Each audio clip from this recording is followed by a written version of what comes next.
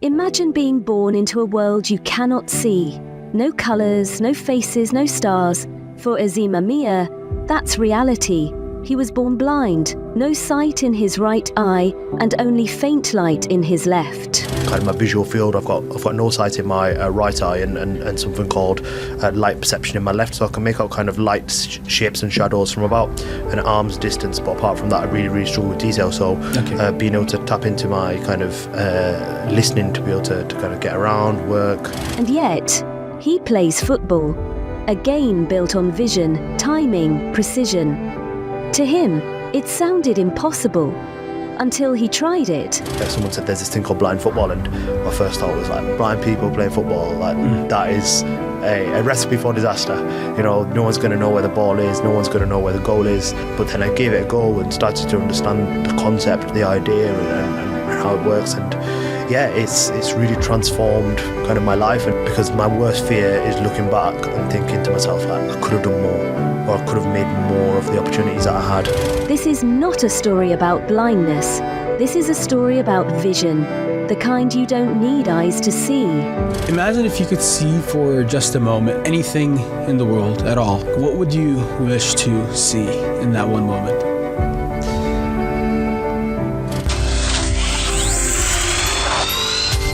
The Infinite Perspective Podcast. Ladies and gentlemen, welcome back to another episode of the Infinite Perspective Podcast. I'm your host, Hamad Mustafa. Today, I'm extremely honored to be talking to Azeem Amir. He is a British Pakistani football player, professional football player who represents the England national blind football team. He is an entrepreneur, public speaker, disability awareness advocate. He is someone who I personally greatly admire. I'm really excited to be talking to him today. So without further ado, welcome to the podcast. Thanks for having me, Hamad. Okay, so before we get into the actual conversation, I just would like you to introduce yourself a little bit more in detail. Yeah, my name is Azeem. I'm 26, based in kind of Manchester in the UK, and I myself was born with something called a visual impairment. Some people call it partially sighted, some call it blind, some people call it sight impaired, but basically a condition which means that I struggle to see. So I was born with my condition, and in terms of kind of my visual field, I've got no sight in my right eye and something called light perception in my left, so I can make out kind of light shapes and shadows from about an arm's distance, but apart from that I really struggle with detail, so being able to tap into my kind of listening to be able to kind of get around, work, study, live, just basically do what everybody else does, but in an adaptive way. And out here in Dubai, and it's been great to kind of connect and make this happen. Of course, great. And how have you liked Dubai in general so far? Yeah, it's been quite different to be honest, what I expected. I've only visited kind of the Middle East once in terms of out in Qatar, and that was at the time of the World Cup in 2022. Right. So there was a buzz, there was a big difference in terms of kind of it was a hub, whereas now in terms of kind of coming in and slotting into day-to-day life here in Dubai, and you know, being able to connect and meet with the people and just kind of obviously the touristy elements of it in terms of all the other kind of the wider bits. But yeah, it's been class. It's just obviously I don't think this is typical even for you guys to have such a hot weather at this time of year, so just adjust into that way. You know, like I was saying to you on the way up, it's 22 degrees, 21 degrees here. Back in the UK is a heat wave, so when 40 is the average, it's a big hit to the system. Absolutely. So what are some cool projects? What's something that you're working on these days that you're kind of excited to share with people? I'd say in terms of kind of the two main things that I kind of do and work on, one is the football, and the football is a massive part of my life. So again, blind football, the first thing, a lot of people won't be aware of what that actually is. So in terms of a Paralympic sport, that's a type of adaptive version of football or soccer, five-a-side, and where the ball makes like a rattle sound. The outfield players will wear a blindfold, and that means that no one can see anything at all. Right. And the ball is a futsal ball with ball bearings. When shaken, we locate it via the audio. The goalkeeper is fully sighted, and we play on a special pitch which has boards going down the side. They keep the ball in play, and one of our coaches will stand behind the goal that we're shooting towards, and we use that person's voice as a way to figure out where the goal is. And yeah, it's played from a recreational level all the way up to a European, world and Paralympic level all around the world. Okay. So it's been a big part of my life, for the last more so for the last 5 years, having the privilege and the honour of representing England. So a lot of my time is taken up with training, travelling, playing, and dedicating myself to that. Again, a real privilege. So few people will ever get the chance to be able to represent their country, and I get to live that. Which is a dream, when you ask young people or you ask children, what do you want to be when you're older? And the first thing a lot of them will say, footballer. Yeah. So that's super cool, and again, we're really fortunate to be in that position, and it's changed my life. And now using that platform and using some of the amazing opportunities that I've had from there to be able to drive or play a driving factor in the work that I do, and that leads to the awareness and the business that I run and the charity, and then just juggling lots of different things. But I love it. Amazing. I love it. Amazing. And I want to ask you, how did you get into football in the first place? Because I remember when I was back in school, I believe it was grade 6, 7. I liked football, but then I started hating it because I was bad at it, and no one would pass me the ball. So that kind of got my interest taken away. But it's obviously something it's the biggest sport in the world. And how did you kind of get into it? So I went through mainstream education, and I was like the one person who was in the class that couldn't see. So you could imagine when it came to partaking in sports and physical education and activities, there was always that barrier of, okay, how are we going to make this work for Azeem? And I was very fortunate to be surrounded by very open-minded, creative people that would come up with kind of solutions. But at the same time, it was always like, I knew that I wasn't fully integrated. I knew it. And then one day, I went along to an event. It was a have a go day showcase event for sports. And I gave it, someone said, there's this thing called blind football. And my first thought was like, blind people playing football, that is a recipe for disaster. No one's going to know where the ball is. No one's going to know where the goal is. How do they pass? How do they dribble? Like, is it assisted? Do you need someone with you? But then I gave it a go and started to understand the concept, the idea, and how it works. And yeah, it's really transformed my life. And I think I do believe it's the hardest sport in the world. I really, really do believe that. But it's the most rewarding sport. Like, it's taught me so much on the pitch and enabled me to do something and that I love and compete, and being able to work on something and get better and better, and then pin yourself up and challenge yourself against some of the best elite athletes in the world. But then also wider than that, the friendships, the skills, the experiences, the traveling. There's so much more off the pitch that I've learned and I've gained and experiences that I'll remember for the rest of my life. So it's been a cool journey so far, and I'm so excited to just see what the next couple of months and years hold. Absolutely, that's amazing. And out of curiosity, has the fact that it's very reliant on your auditory senses, do you feel like football has sharpened your listening ability when you started playing it? So I say this quite a lot when people ask that the perception is that because you can't hear, because you can't see, does that mean your hearing is better?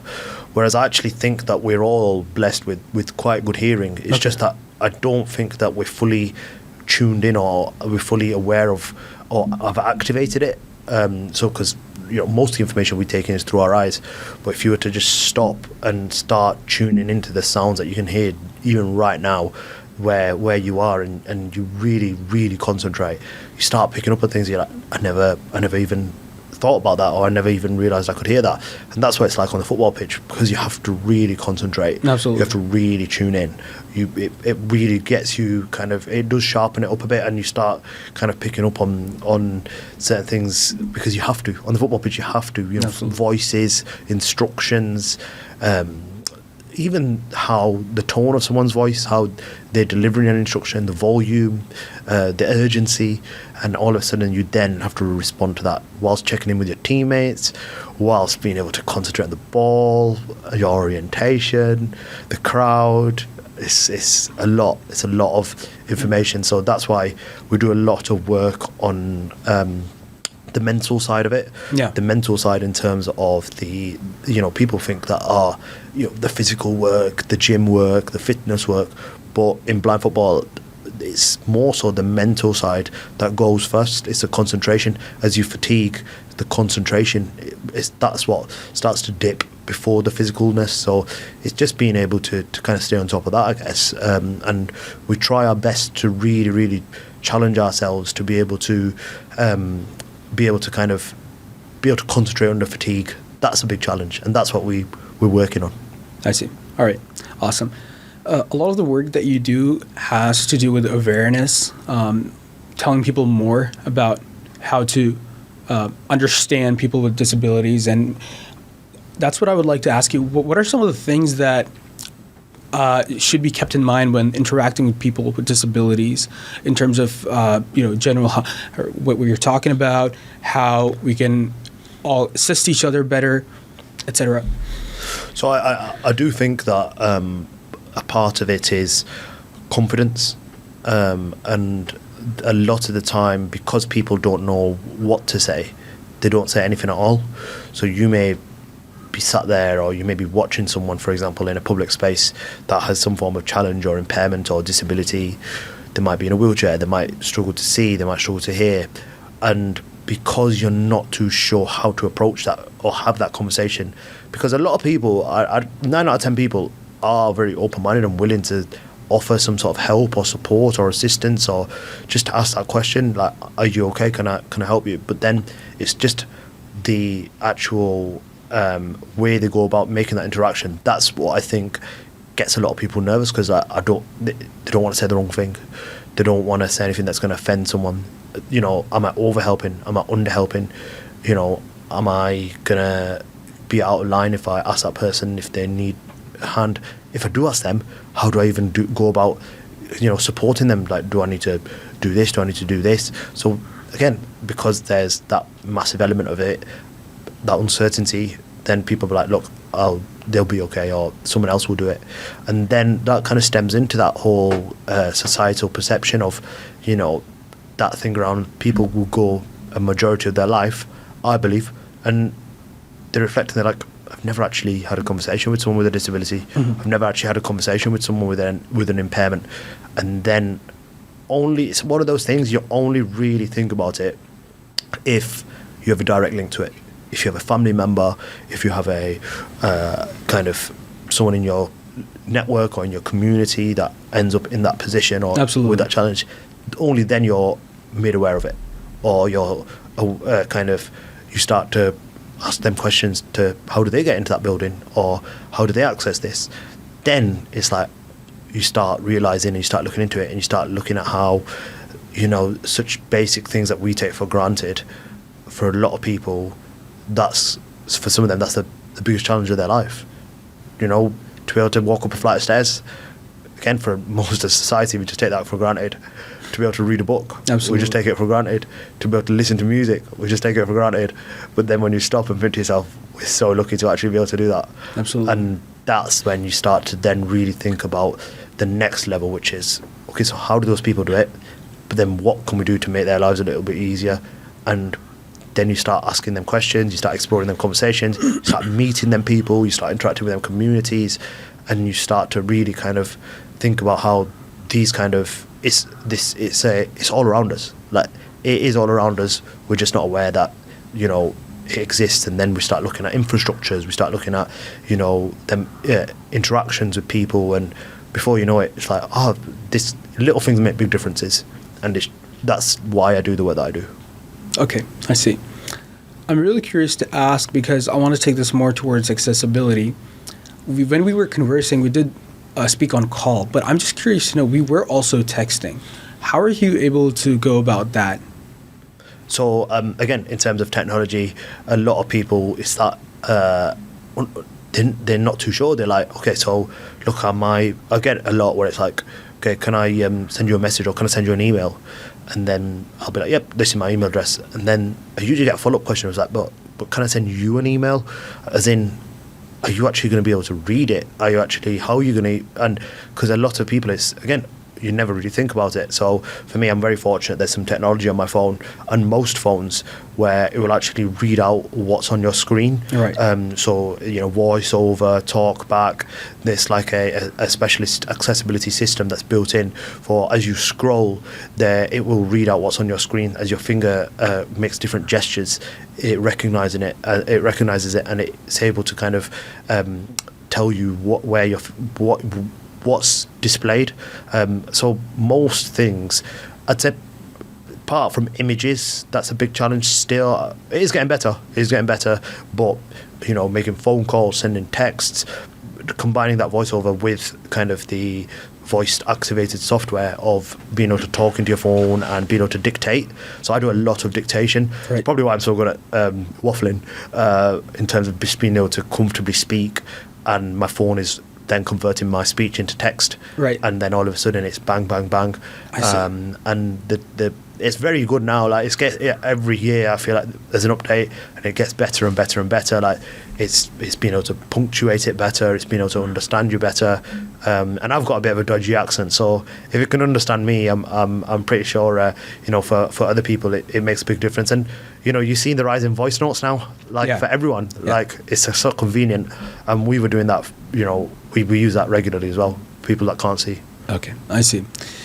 We were talking earlier, and I did mention that I personally think that there needs to be a lot more inclusion in mainstream media, in films, series, etc., about people with disabilities, because, like you just said, it's unless you're going through it or you have a relative or a friend who's going through these things, it's really hard to kind of understand, get grasp around it.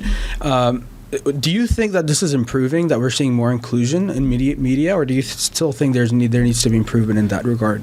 I think there's definitely a some form of movement in terms of bigger brands in particular, who this is being brought to their kind of the forefront of their campaigns and minds, where it's that thing around, okay, look, as part of our customer base, there will be a percentage that have got access requirements, or have disabilities, or have challenges, or have impairments.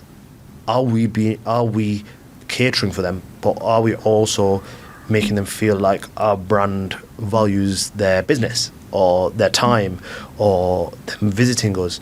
So I think it is. I am seeing it a lot more in terms of some of the brands where there's campaigns and they're featuring kind of people with a challenge, or people, for example, with a physical disability, or there's organisations that on the way here we flew Emirates, and I was chatting to a lot of their staff around even autism, like even invisible disabilities, about how there's even Emirates are kind of in terms of their such a big worldwide brand, but only fairly recently they are looking at autism awareness training, and in terms of like media and TV, and it's that whole concept of like you can't be what you can't see. One of the girls that works on our team, she uses that phrase quite a lot. Whereas like growing up, if you never saw someone with a hearing impairment, you think you're the odd one out.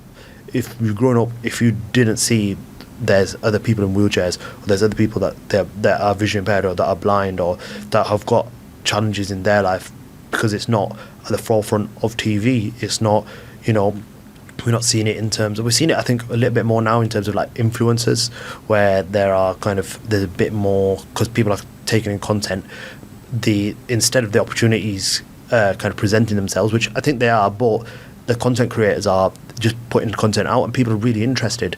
Like guide running, like the London Marathon was last weekend, and there was a lot of content being created and shared around like how does a blind person run a marathon, and people are still kind of not fully aware of like they can't do it. But then all of a sudden you see there's a concept of guide running where all you do is you have a tether, and a person who can't see runs with someone who can see, and they're linked with some form of tether, and they are running, and the person who can see is just guiding them. They're telling them that, okay, we're going to be going up a step now, we're going to be turning to our right, we're going to kind of sweep in and out of the kind of people, like, and all of a sudden it's that awareness point, and it's such a simple concept because everybody presumes that we all run, but when you stop and think about it, it's like, oh, but how does the person that can't see do it? So it is great, but there is. I just think if we're seeing it in terms of BAME representation, female representation. I do think there's still more of a movement to come yet for kind of inclusive representation, and that hopefully will showcase to more younger people that you can just be like everyone else. Right. And on the government level in the UK specifically, do you think that there needs to be improvement in terms of focus on people with disabilities in regards to education, infrastructure, etc., or do you think that the work that's already being done is already at a good pace?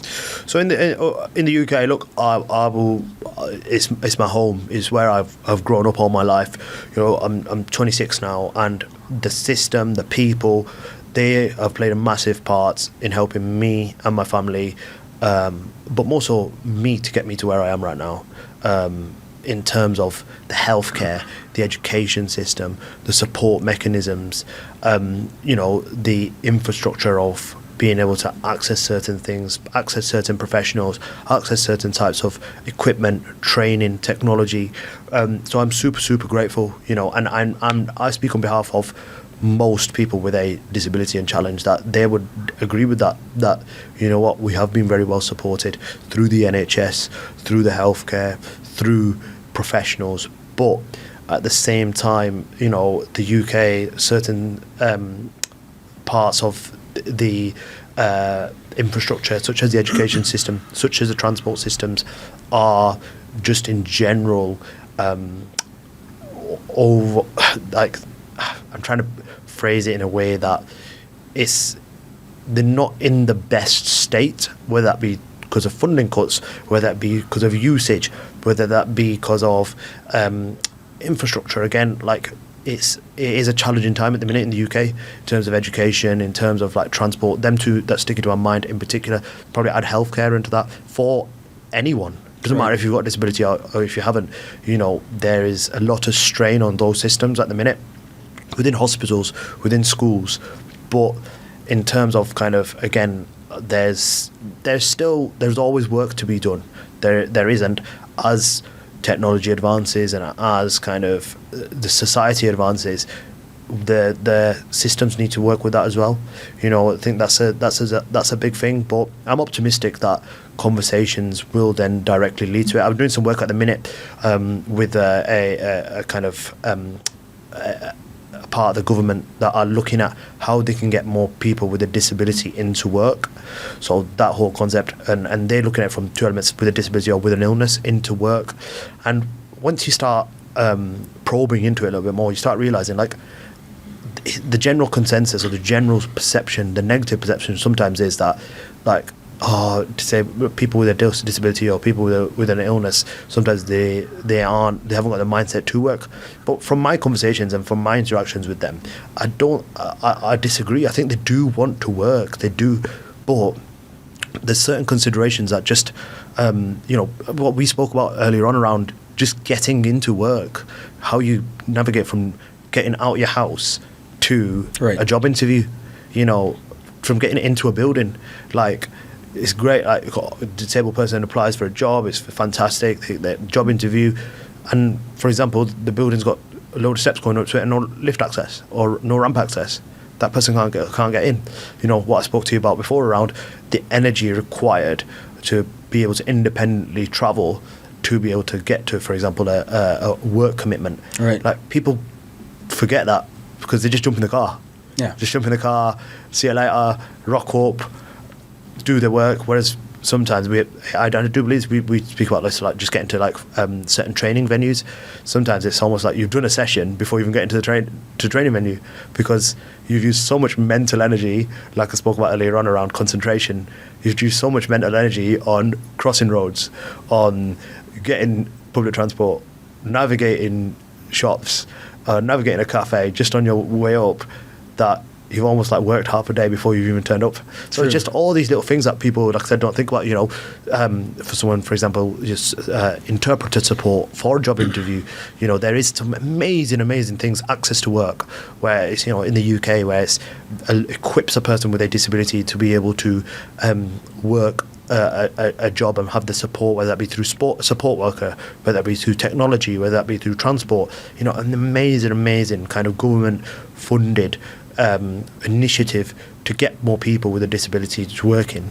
But for example, the waiting list for that is between 9 to 12 months. Mm-hmm. So if you're waiting for communication support for an interview, and by the time you apply for it, you're getting it in 9 to 12 months, whereas your job interviews next week, right? You're losing the opportunity. Yeah. So just little things that just need to be refined. But I'm super grateful for what my country has done for me and how they've supported me.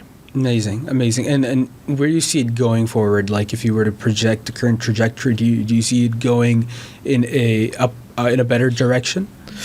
Again, I think honesty and transparency is important, and I think the UK is currently experiencing challenging and turbulent times in terms of from a political perspective, in terms from a economic perspective, jobs market. There is a lot kind of going on at the minute. My hope is that things will work out for the better, and this kind of shaky time, and I think it can be said from across the world, like this shaky time things will settle. Opportunities, we spoke so much today about opportunities.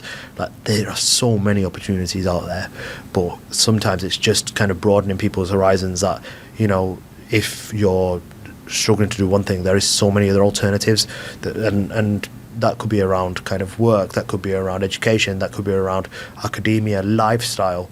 Like, you've just got I think it is that instilling that mindset is like, it's not going to come to you. You have to go out and get it. And that again is for people with or without a disability or a challenge. Like, things don't fall into your lap. You have to go out and find a way to make it happen. Right. Towards the personal side, I want to ask you, what is your biggest motivation in life? It's quite a deep question. Yeah. I'd say it's something that I think about a lot, and it all comes down to, did I do everything I could in the time that I had? Because my worst fear is looking back and thinking to myself, like, I could have done more, or I could have made more of the opportunities that I had, or the time that I had. And that's why I'm quite a on-the-go person. Like, I'm juggling football training, I'm juggling managing a business, I'm juggling so many different elements, and a lot of that is because I just don't want to be in a position, because tomorrow isn't promised for anyone. It isn't. It's just not. And you have to make the most of, like, every single day, and you have to be present. You have to know that, are you making the most of your time right now? Because it's a choice. Like, it is a choice. So what I mean by that is, I could be anywhere in the world right now, anywhere. I could be doing something completely different with my time, and time is so precious. I've made the choice to travel out, come here, to connect with you, be sat here present right now having this conversation, and I wouldn't want to be anywhere else. But there'll be so many people who right now, friends of mine, people that I know in my network back home, who are sat in an office staring outside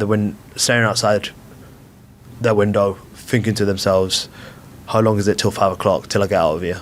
Yeah. And they're living that every single day. True. And for me, it's that choice, and it is difficult to there is so much. It's not just, you can't just get up, right, I'm out of here, I'm going to do something better with my life. Like, it's not about that, because people have bills to pay, families, houses. There's a lot there where people can't. It's not as easy as, I'm just going to click my fingers and I'm going to be super motivated. I'm moving out to Dubai and doing this and doing this. It's not like that. it's about being realistic, because people, it's that security of being able to kind of just keep your head above water is a challenge for lots of people. Like, it is a massive challenge, thinking about kind of where their next meal's coming from. There was a term that over the winter period, there was certain people choosing between heating and eating. Yeah. Like, in the UK, like, all these concepts where that's the state of the country. And it's not just the UK, it's a massive percentage of just the world in general. Like, we take things for granted. Like I said, the choice between heating and eating, like, that's rough.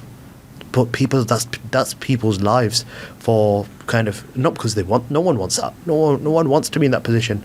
But certain cards get dealt, life happens, things get thrown, and obstacles, and people are faced with a challenge like that, and so many others. But at the same time, I think it's that if you can find the courage within you, going back to that motivation for life, and once you understand that it's so finite, the passage of time, and it is taking for everyone. How many times you hear, like, time's flying, isn't it? Like, we're already almost halfway through the year, or it seems like only yesterday. Yeah. How many times I hear people say that, and I almost think to myself, like, if you're literally saying it, then you got to do something about it. Yeah, exactly. Have you ever felt the thing that when you were younger, time seemed to pass more slowly, and the older you get, the more faster it seems to be going? I try and avoid thinking about it, to be honest, because it's what you 100%. It is 100%. Like it's like click. It's like bang every day. Like, it is happening. I just feel like every single day is almost like it's like a blink, and there's a day passes, a week passes, a month passes, year passes, and then before you know, you look back, and I'm like, I always think like this one thing at the minute. It's like 10 years ago I left high school, and I'm like, 10 years, that's a decade. And that's gone quick. But at the same time, me personally as an individual, I honestly, and I say this with chest, that I believe that I'm so fortunate and grateful, because I do believe that I made the most of the last 10 years. I try and make the most of every single day. So I have that contentness within me that says, like, look, I believe that I've fitted 36 years into 26 years of life. Right. So like, I have that contentness where it's like, you know what, like, I have made the most of it. I did do everything that I possibly could, and obviously there's so much that I could have done, so many things that I would have liked to have done, and there is barriers, there's certain challenges, there's certain restrictions, but I have that contentness within me that, you know what, like, I'm doing all right, and if people can find that within them, because they know, when you know that I did make the most of it, coming back to your initial question, then you have that contentness. And I think there is a difference between, like, happiness and contentness. In a world where everything is considered visual, I want to ask you, what does beauty mean to you? Another very deep question. Deep question. The first thing that came into my mind, probably as you were speaking, is probably like what I'm experiencing right now, and being out here in Dubai, in terms of, the landscape and the skyscrapers, and what people will find like the beauty within the architecture and the buildings, and the lights, and the different kind of visual aspects of things, like, these boats. And there's so much that we everything that I'm describing is things that people would look at, come and look at this, or come and see this, or come and look at the Palm, or come and look at Global Village. Like, there's so many different things, and everything that people speak about is visual. So then that probably kind of leads on to the question of, like, so why, Azeem, are you here, or what are you getting from that then might lead to the question for people who maybe aren't as open-minded. So is it worth you even coming? And, like, working back from that, is that, for me, like, it's about finding different ways to take in things, that, because we think that to be able to classify something as beautiful or beauty, for example, from a visual perspective, it has to be just that. But for me, there's so much more than that. It's atmosphere, it's vibe, it's the other sensory experiences that you can get. It's the people that you're with. It's the being present in that moment. And that, for me, once you start looking at things from a more holistic point of view, of a wider perspective, it doesn't matter if you can see or can't see, you start to appreciate there's so much more to it than just that one thing, Right. of that visual perception. So for me, I think beauty, for me, is more classified as an overall thing. It's more of a multifaceted kind of concept for me. Right.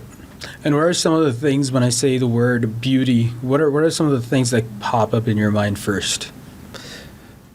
Environments. So like I'm thinking like when I've been to like certain beaches or certain on certain walks, or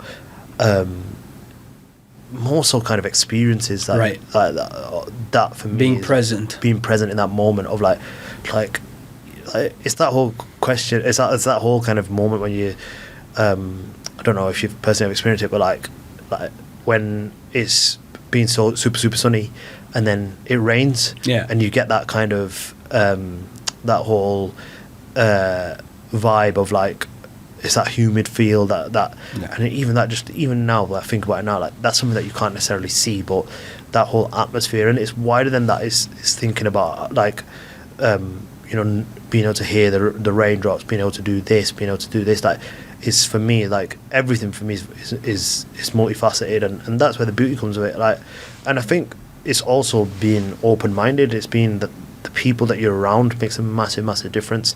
For example, I go to a lot of the football, and for me, people will say like, why are you going watching Manchester United, or why are you going to a football stadium when you can't see the football? Why are you paying like good money and you're not even being able to fully see, or you're not being able to see it? And for me, my response is that, like, for one, like, that's such a closed-minded way of thinking, because there's so much more to it. It's the walk up to the ground, it's the people that you meet on that way, it's the noise levels that are stepping up as you're walking through the turnstiles into the ground. It's then having a friend with me who's describing to me what's going on. It's being like the seat where we sit, I'm still able to kind of hear as a ball's kicked, and like, oh, like, okay, I know what's happened there. Or being able to like hear the sound effects of the crowd, like being a part of that. So, for me, it's so much more than, and sometimes I genuinely believe this, because I visualize things and picture things, like and because like I'm taking things in auditory. Sometimes I believe I'm taking in sometimes more information than people who can't see. Exactly. I genuinely believe that. And like, people are like, how do you know that? Oh, and then it's like, oh, you definitely can see, Azeem. I'm like, I can't see, but I heard this person, I heard this thing. That's how I know this is happening. And they're like, oh yeah, I didn't even think about that. And I'm like, yeah. So it's just that, and people could look at it from. There's so many different ways. I've spoken about it from a football perspective, but around kind of holidays, around people. That what does beauty look like from a kind of human point of view? Do we classify it as just visual, that this person looks at a certain way, they have their hair in a certain way, they have a certain type of skin complexion, certain jawline, like, because that's how a lot of society now classifies beauty. Like, you have to, but for me, it's so much more than that, and I think it leads to that whole, the positives and negatives of things like social media around, what you see in. Is it actually the full story? And are we being brought up in a society now where everything, if it's not visually pleasing, or if it doesn't look a certain way, or if you don't fit a certain criteria, then you're not classified under a certain banner? Yeah, absolutely. And I think you capture the essence of an experience more than people who can see, in my opinion, because looks can be deceiving. I think that's how I'd like to put it here. Being able to see sometimes distracts you from the feeling of that particular experience, I think. I mean, when it's raining, sometimes when you're in the rain, you close your eyes, to feel the raindrops on it. So I guess that's, you basically captured the true essence of an experience when you're in there, which makes sense why you would want to experience these things. Yeah, and I've been so fortunate, done so much in my life from I visited like so many countries. I've done so many kind of adventurous pursuits, from surfing to scuba diving to just things that people would never ever have had the chance to experience. And I've found ways to be able to still really, really enjoy that. Skiing, I do talk a lot about water sports, but certain walks, certain entertainment venues, music venues, sports venues, experiences, but again, like, am I just not going to, because I can't see it, am I just not going to do it? I'm trying to enrich my life through other ways. And I think everybody should look and look at finding other ways, and even as you speak about it, how many people enjoy moments through kind of a camera lens, Right. When you're actually thinking about that from that perspective of you're enjoying a moment, but it's all through a camera lens. It's Snapchat, it's Insta, it's videoing. Are they actually seeing it, or are they seeing it through a camera lens? Because I have it so many with people even that are around me where it's, we got to get a picture of this, or we got to do this. But for me, like, that's probably why I struggle with, like, I'm trying to get better at it, but why I struggle with, like, capturing content. Because for me, it's like, in a way, it is pointless. Like, oh, let's take a picture of this. But again, like, okay, yes, for the memories. Yeah, it's for, we did this. But for me, like, it's kind of irrelevant, because, like, I'm not really going to be able to come back to that when it flashes up on 7 years ago on Snapchat, because I can't see it. So, but if I catch up with someone, and do you remember a couple of years back when we went to do this, or we experienced this, or do you remember that thing that we did? I'm like, yes, yeah. And that for me is super powerful. And I wish more people, like, took that. And some people that I'm around even who can see do understand that whole idea around, like, we're here to experience something, but we're doing it through a camera lens. And then get those people that are like, no, I don't want to do that. Oh, do you know what I mean? I want to be present. I want to be in the moment. So the owner of the studio and the guy behind the cameras here, actually, we went to watch a movie a few days back. The owner of the studio is actually a friend of mine. And I remember when we were watching one of the fight scenes, one of the main sequences in the film, we watched Thunderbolts. I realized I was taking a video of it because I thought it was cool and I would put it on social media. But then I realized that I missed the whole scene. Yeah. I didn't even see it because I was taking the video. And to kind of relate to what you just said, I think everyone is living that these days. We're living for the camera lens, not for the actual experience itself. And sometimes I'll go to the other side of the world and I'll come back without a photo. And sometimes someone will be like, oh, have you got someone to, like, show us some pics then, or show us something? And I'm getting better at it because I'm the opposite. I need to take more but at the same time, do I really? Because I'll come back with some amazing stories. And I'll sit there and I'll tell them stories. I'm like, yeah, this is what we did, and we then went to do this, and when I went to this mall, this is what it was like, and then when we went to this place to eat, someone took me last night to the restaurant in Dubai where it's the Iranian restaurant where a lot of people will come in. There does that authentic Iranian food, and so okay, that experience in itself, as you walk in, you've got all these pictures on the walls of so many famous people, celebrities, just really, really, like, the top 1% of people that people within society look up to, who have visited or sat and eaten there. And you go and sit down, and the table itself, and even within that, there's, like, someone was describing it to me that there was notes that people have paid from different parts of the world. Right. And I'm sat there, and then the food came out, and then, it was like, come and try a little piece of this, or try this, and they were describing to me everything. And I fully, honestly, like, I got so much from that whole experience, but I didn't take one picture. I didn't take one picture. So I'll go home, and instead of having a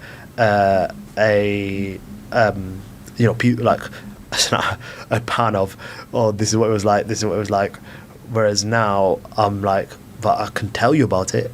I can tell you what this was like when I met the owner, how he greeted me, how, he told me about how it was his father who started it, because I lived it rather than living it through a camera lens.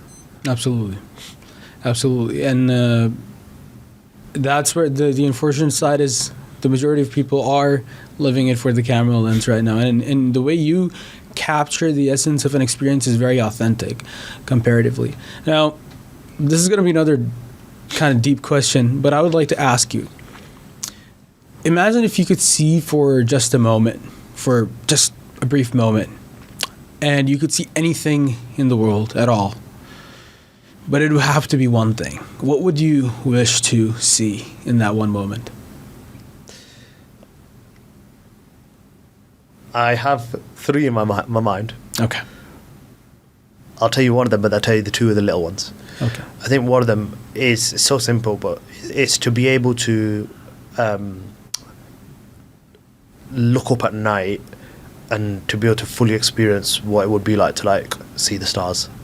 I see. Like there's such a, so it's not I want to be able to see a certain thing or see a certain because again I've been so fortunate, like people have said like, oh, like, you know, people will say I see a certain face or see a certain object, but like I already have that picture in my mind that I don't want, and I'm content with it. You know, I can't say like, oh, Azeem, what does a plane look like? I can sit here and fully describe to you like this is what a plane looks like, or this is what this looks like, and then everybody's perception or variation of that will be different anyway. How you see green is different to how, you know, someone else sees green. Right. Like how you see an apple is different to how, so my perception is my own version.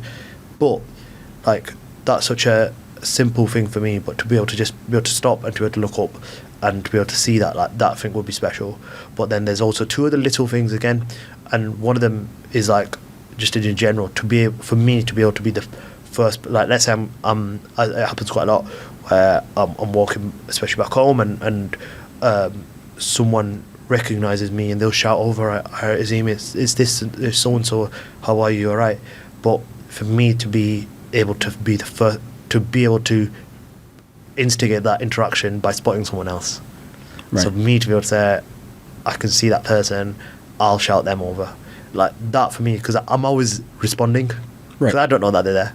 So I'm always the one responding, whereas I'd love to be able to be the one that actually instigates it and says, I spotted that person, like I've not seen him in so long, to be the first person to like, you know, start that. And then the second one would be to be able to just do something as simple as to be able to walk into a restaurant and be able to look at the menu myself. I see. And take my own time choosing, rather than having someone to like say it and read it to me. And yeah, there's technology now that there's it, or you can just ask someone, but to just have that kind of just have that peace of mind, or have that time to be able to stop and walk in somewhere and be able to just do it yourself. I see. That independence. That's beautiful. That's absolutely beautiful. Now I want to move more towards the business side of things and what you're working on, but I'd like to ask you one more question out of personal curiosity. What are dreams like? How do you experience dreams? It's a really interesting question. It actually came up last week in a school that I was working at when someone asked me that question, and the way that I kind of responded to it is again like, how do you know that when someone says this is what an object looks like, or this is what a cup looks like, how do you know that how you're looking at that cup is the same way as how they're looking at that cup?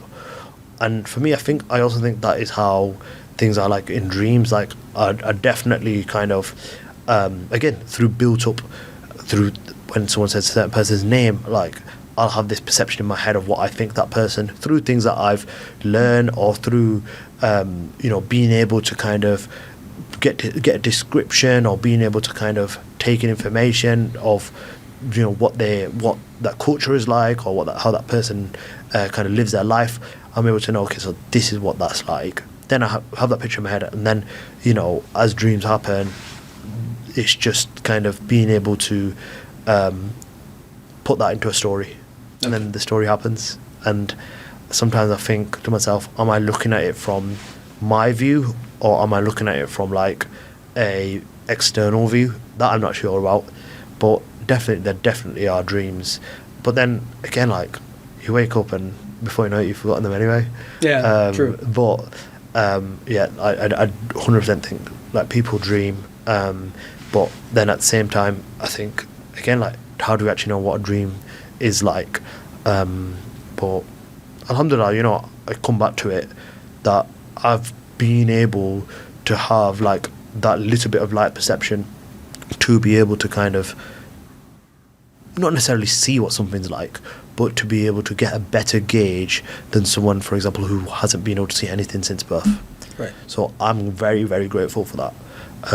And I also think about it from the other perspective of, imagine being able to see everything, and then that's taken away from you. Like, I'm lucky because I don't know what it's like to fully see.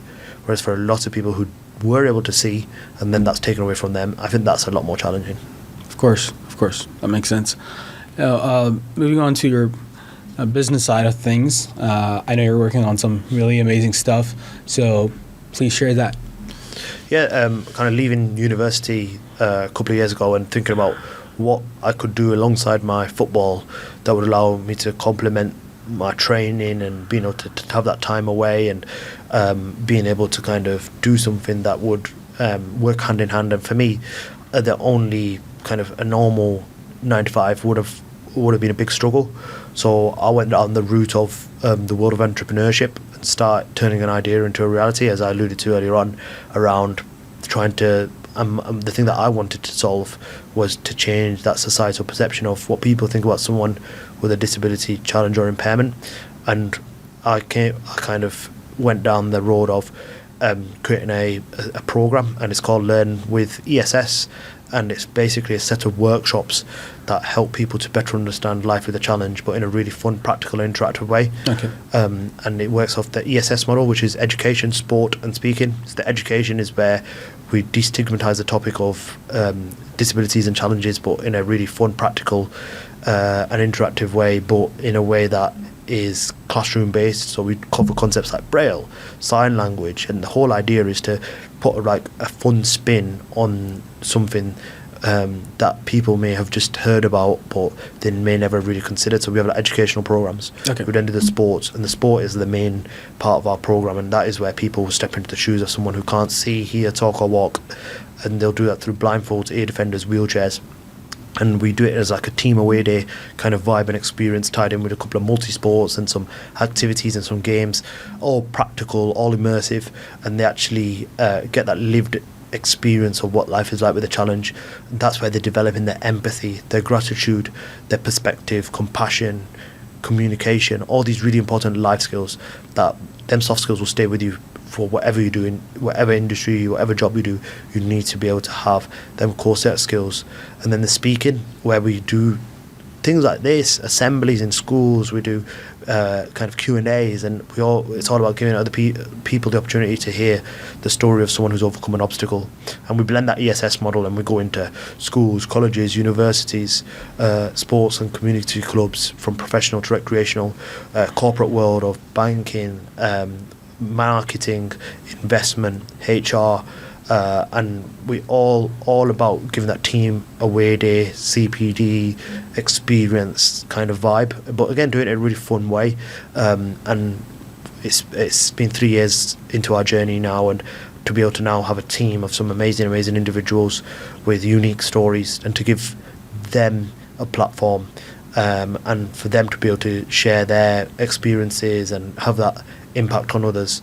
It's amazing. And we recently last year started working in a bakery, and the bakery said to us, look, we want to be able to our staff to be able to better understand customers that come through our doors, but we just don't know how to do it. So we came up with a concept where they actually go to their bakery, but they do it in a wheelchair.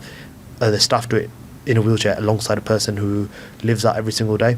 They do it blindfolded alongside a person who lives that every day, alongside a person with their staff with ear defenders on, alongside a person who's hearing impaired, someone with autism. So they actually get to feel what it's like, so that the hope is that they will then understand, actually, well, it's quite hard to open this fridge when you're in a wheelchair and it's a pull door, or it's quite hard to read this menu when you can't see and there's no accessible version. Right. Or it's quite hard to hear when the person's not looking at you directly. Like all these different things that make big differences. So we trialed it with a bakery, and it just opened up a new world into cafes, restaurants, eateries, hospitality of like and mainly like we've got a big partnership now with Hilton. So Okay. collaborating in hotels and doing that customer journey for their staff to understand when a guest comes in how to support them, looking at kind of retail around, you know, basic stores on the high street like opticians, you know, about giving their staff an understanding of when someone that comes in that can't see or who can't hear, you know, from audiologist perspective, or from a person who can't you know utilize that physical element, how they can better support them. And we had this one saying, and it's a mantra of the work that we do: changing how society offers a helping hand. So we're really, really excited, and worked with over 24,000 people in 3 years back in the UK. Wow. And you know, now we're exploring opportunities around, you know, if our work is working across so many different sectors and having such an impact in the UK, is there scope for it to work in other countries? And you know, with the kind of where Dubai is in terms of from a kind of in its journey of you know future preparations and being able investment and you know, it is almost like the hotspot at the minute. It's the talk of the town.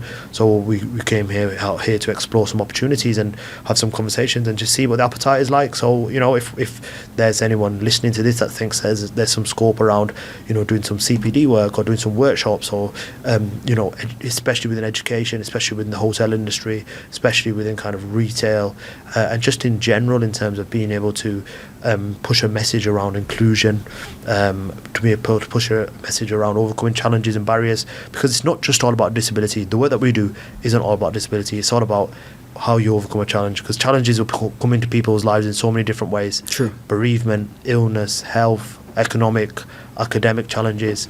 You know, there's so much that people, and some challenges are small, some challenges are big, but we will all face a challenge in our lives at some point. Yeah, absolutely. Well, I really admire the work that you're doing, and like you said, if anyone else is listening to this who is open to working with Azeem, that would be amazing. Now, moving on to one of the final questions, I do want to ask you, what is one question that you wish people would ask you?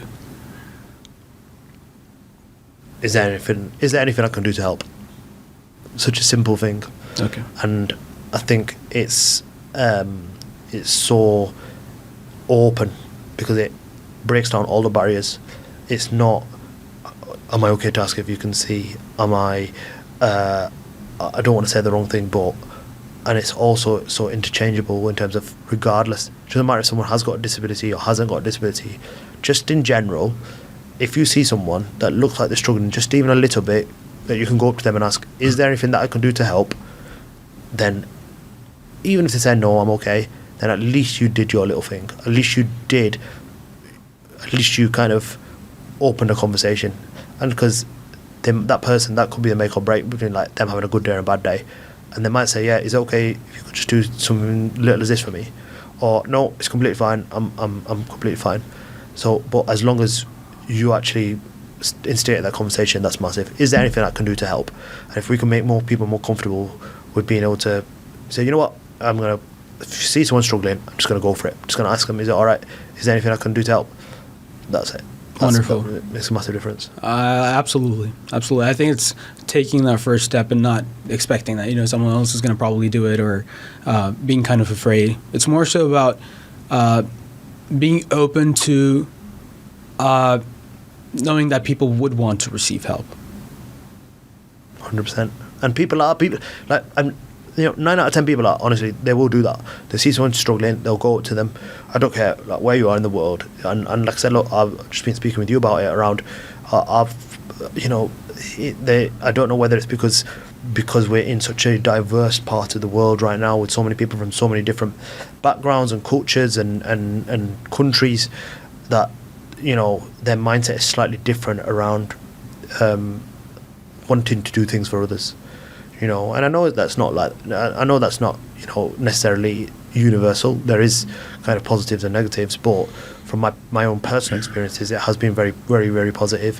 Whereas in the UK, you kind of, because you stick out like a sore thumb sometimes, because of the fast-paced nature of it, because of the societal perspective, people just don't even know what to do or say, so they don't say anything at all. Right. Whereas here, it's almost like, look, well, what can we do to help? And it's something that I've seen that's quite universal, which is really positive. But again, just in general, 9 out of 10 people are very open and very helpful. Okay. Awesome. Well, thank you so much for coming on to the podcast. It was an absolute pleasure to have you. And a lot of people are going to watch this, and it's going to be very helpful for a lot of people. Thank you very much. Thank you.